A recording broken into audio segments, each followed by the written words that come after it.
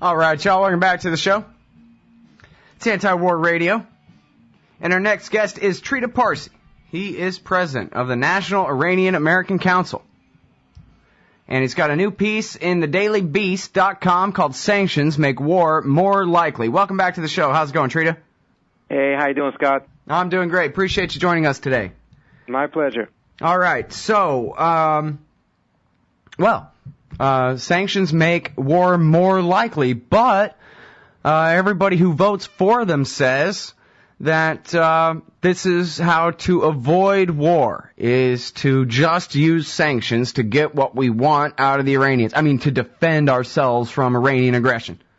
Yeah, I mean, it's one of the big myths of this entire debate is that we're pursuing sanctions in order to prevent war. Well, just take a look at the track record of the Iran sanctions themselves. Every time Congress has passed new sanctions, the war talk died down for approximately 1 week. And then it came back even more forceful than it was before.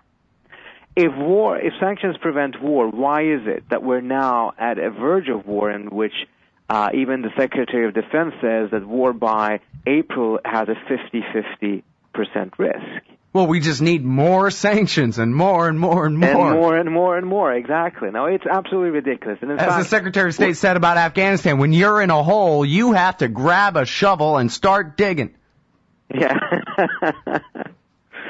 So, and the thing is, when you take a look at other cases, you actually see a very dangerous pattern. And this has been documented by other political scientists that have done even deeper studies of this, that show that the more sanctions you impose, the deeper you get into a conflict dynamic, and you start eliminating option after option after option. And at the end of it, you're essentially only left with military action. In the case of Iraq, a lot of people think that it was the Bush administration that simply brought the U.S. Into war with Iraq based on almost nothing. And there's some truth to that, but we should not forget that it was the Clinton administration that accepted the Iraq Liberation Act in 1998 by Congress that made regime change in Iraq official U.S. policy. Now, regime change in Iraq, getting rid of Saddam, was deeply desirable. I'm not having any problem with that.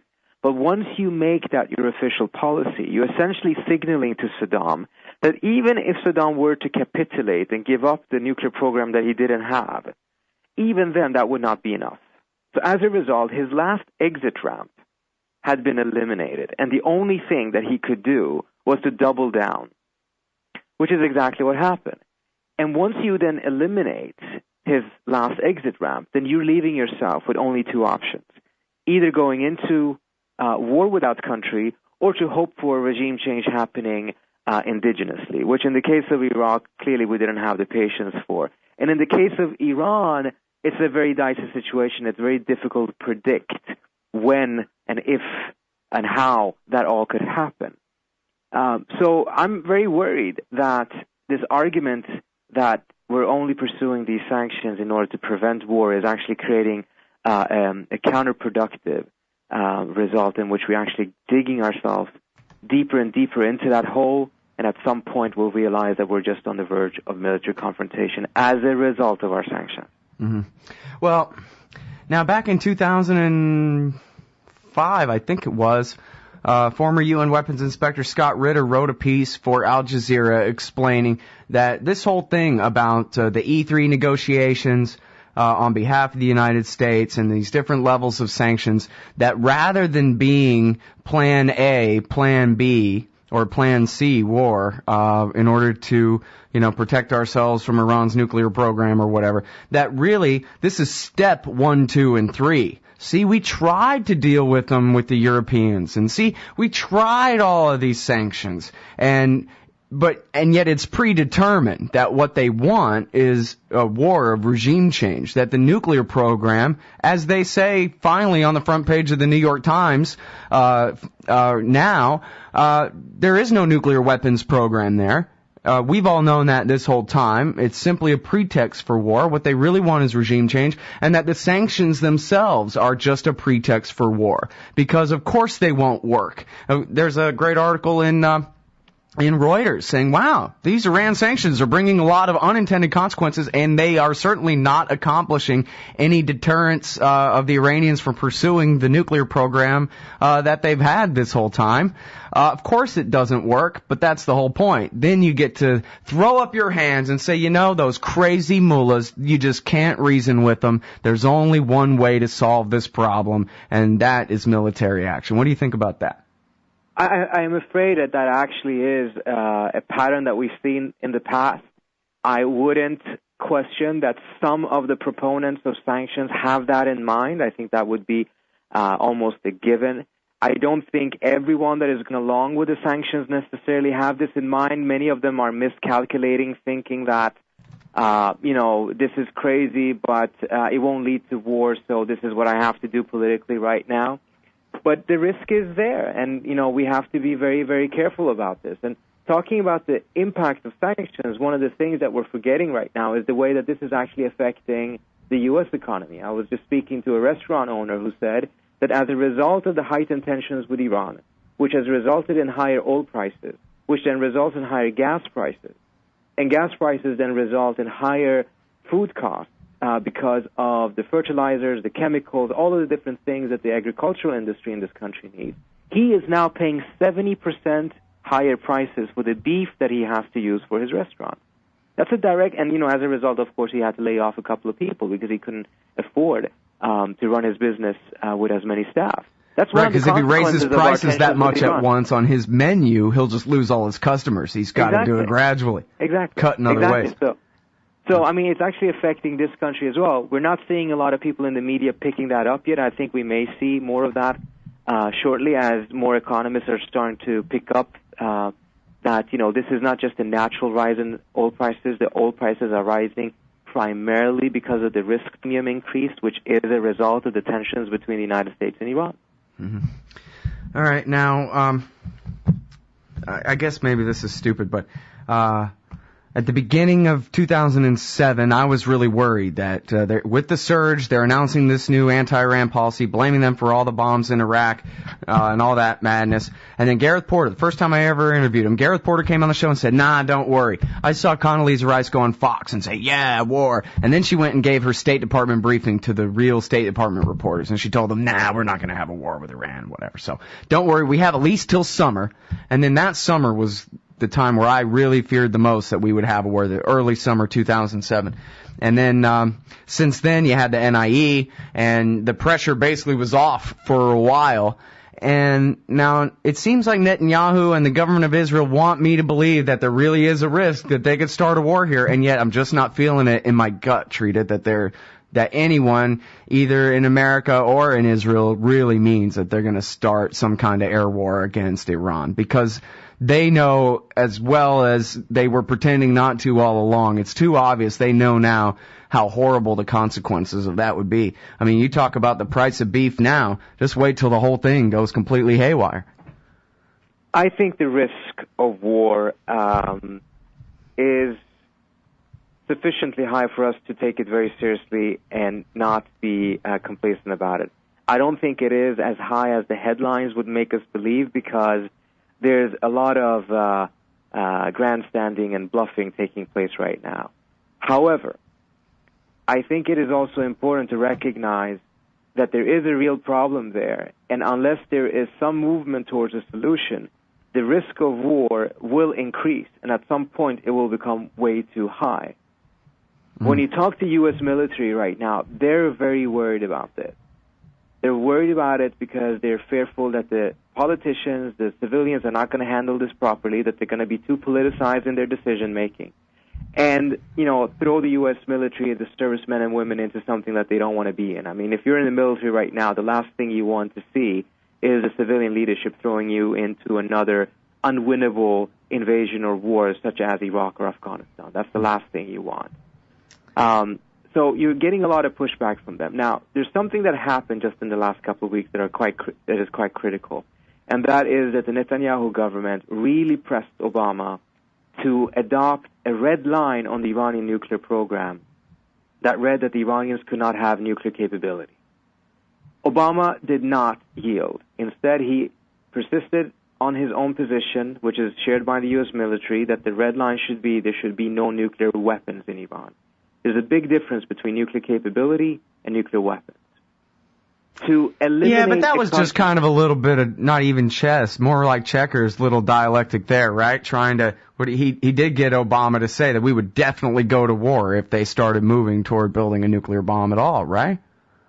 No, I don't think so, Scott. I think if you read between the lines, the president has put the red line at some place that, people can disagree with it if it even should be there, but it is quite different from having it at the capability level. At the capability level, there's a couple of things that would happen. It would mean, A, it's so ambiguous, we really don't know what it means. Most often it means that the Iranians should not have any nuclear enrichment. That means that we should already be at war with them, and it also means that there's no basis for any negotiation. It's a fast track towards a war. Now, how do you win that war? Well, that war could only potentially be won if you invade the country, and according to one military official I spoke to, former, he said you would need 700,000 troops, an invasion from 3 directions, and a 10-year commitment for a 10-year occupation of the country. Because what you need to do to make sure they don't have a nuclear capability is to destroy all the nuclear facilities, kill all scientists, and then burn all physics books. Nice. Yeah. That's part of the reason why the military is so dead set against it. Yeah, but you got to be careful with the argument ad absurdum, because you might give some think tankers some ideas up there, Trita. Like, ban all physics books, huh? I think we could do that. Like they were going to give Iraq zip codes and whatever. Yeah. Jeez. All right. Well, right now, the New York Times is running stories saying, hey, it turns out they're not making nuclear bombs after all and whatever. But TV still says they are. And so the push for war is not really dulled. Even, you know what I mean? The narrative stays the same. The narrative in the presidential debate. There's a contest for the narrative right now. Part of the reason why you have more articles coming out right now saying, A, Israel doesn't have a military option, that war would be really difficult and potentially counterproductive, pointing out that the intelligence, even in Israel, is saying that Iran has not made a decision to build a bomb and does not have an active weapons program. There's a reason why all of that is coming out right now, and frankly, it's because the administration and the military is pushing that line out very much because they want to reduce this war hysteria that has been created by other elements who were hoping to push Obama in the middle of an election year, which they calculated would be the easiest time, into the corner and force him to go along with either an Israeli attack or to make sure that the U.S. itself got involved in this. So you're seeing some significant pushback from the military and the administration against that narrative. Mm. Yeah, well, now, I know there's a lot of skepticism in a lot of audiences about the administration, about their intent, and things of that nature. And I understand and sympathize with it to a certain extent because this is not a very predictable administration. I think that's one of its big problems. But I think it's important to recognize that there's some things that have been going on in the last couple of months that were not happening out of coincidence. Well, what do you make of the idea of these new talks that are supposedly starting? Well, I welcome it because I think it's absolutely necessary. There's only one way of resolving this issue, and that's at the negotiating table.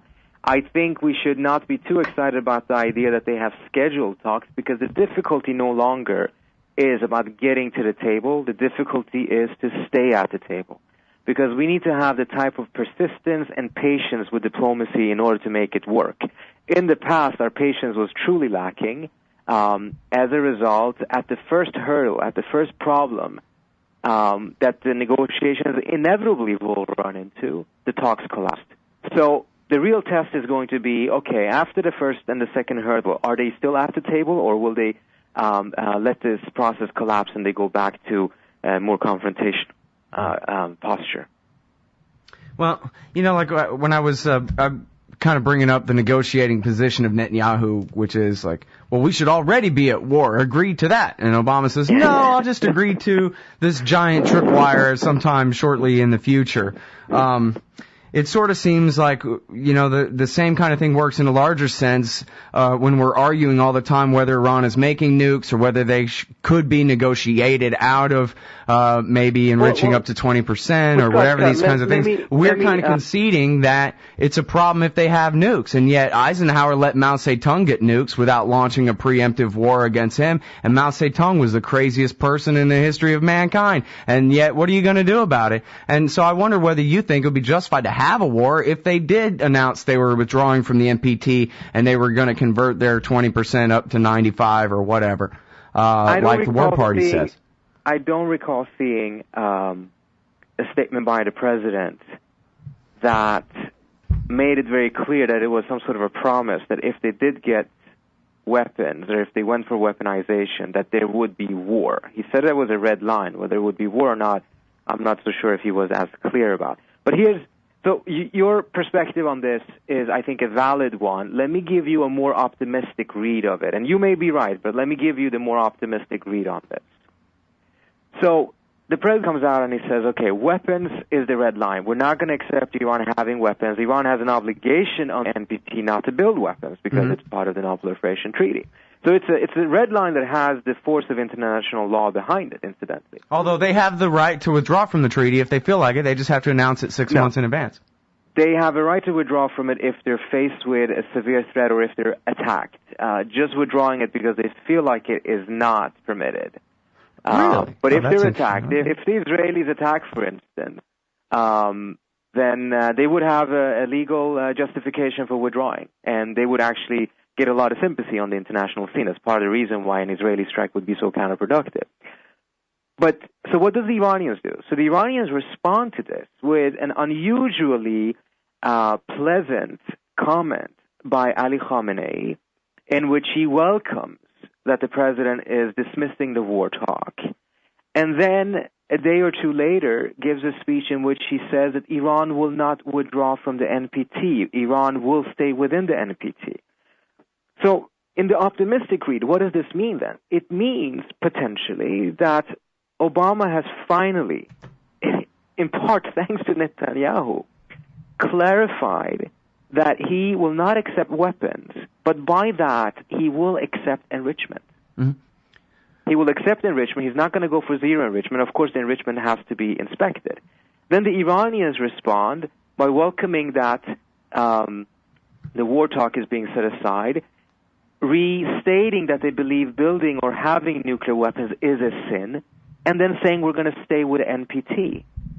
What you are seeing in the optimistic read is that they may have found an area which both sides' red lines are met and is satisfactory to both of them, which means they promise not to build weapons, but they will keep inspections, and in return the inspections need to enrichment, and the enrichment then needs to be fully inspected.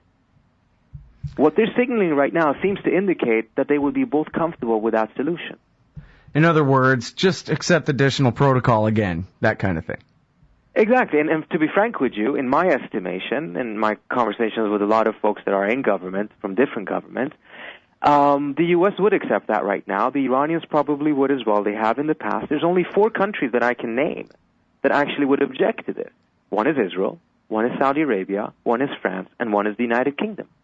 And both the French and the United Kingdom would probably cave in at some point. The Saudis would be really ticked off. The real, more long-standing problem would be, what is the Israelis going to do about it?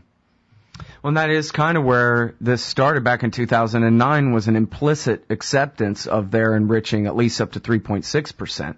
So, I'm really sorry that I have not read your books, but I'm going to soon. I already have one, and the new one is in the mail, and I'm going to read them both, and then I'm going to have really good questions. But I know that you got to go, so I will let you go. Right. But thank you very much for your time on the show, Trita, as always. Talk to you soon. All right, everybody, that is Trita Parsi. He is the president of the National Iranian American Council. He's the author of Treacherous Alliance, and the new one is A Single Roll of the Dice, a history of the Obama administration's diplomacy with Iran on the nuclear issue. And so